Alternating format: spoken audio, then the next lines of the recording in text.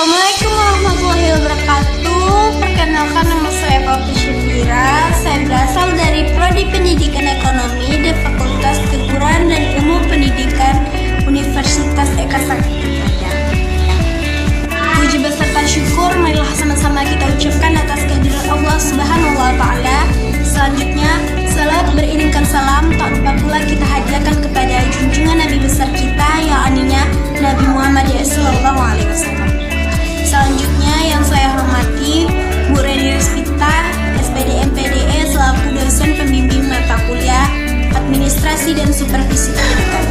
Karena berkat beliaulah saya dapat membuat video yang berjudul Konsep Dasar Supervisi Pendidikan yang berada pada materi keempat, materi pertemuan keempat.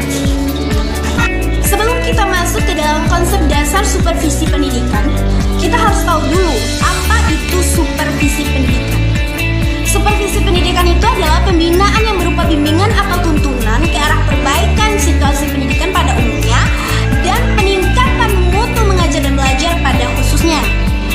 Menurut Burton dan Bruckner, supervisi itu adalah suatu teknik pelayanan yang tujuan utamanya adalah mempelajari dan memperbaiki secara bersama faktor-faktor yang mempengaruhi pertumbuhan dan perkembangan anak.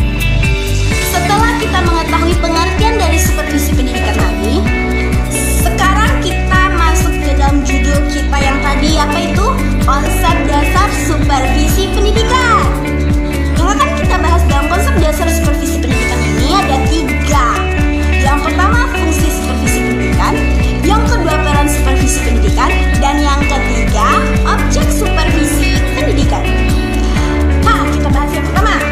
Yang pertama yaitu fungsi supervisi pendidikan. Fungsi supervisi pendidikan ini terbagi menjadi 4. Yang pertama, fungsi penelitian atau research.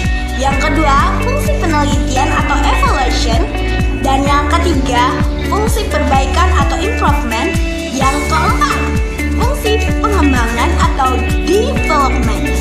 Fungsi penelitian atau research. Dalam fungsi ini, supervisor tidak hanya bekerja menurut prasangka saja, melainkan menempuh prosedur yang tepat untuk mengetahui masalah apa yang dihadapi serta solusi apa yang diberikan. Kegiatannya seperti mengumpulkan data dan informasi untuk disimpulkan. Yang kedua, fungsi penilaian atau evaluation. Kesimpulan hasil penelitian dijadikan acuan untuk bahan evaluasi dan menentukan solusi yang tepat untuk permasalahan tersebut. Itulah fungsi ini, dilakukan penilaian terhadap kesimpulan tersebut. Dan yang ketiga, fungsi perbaikan atau improvement.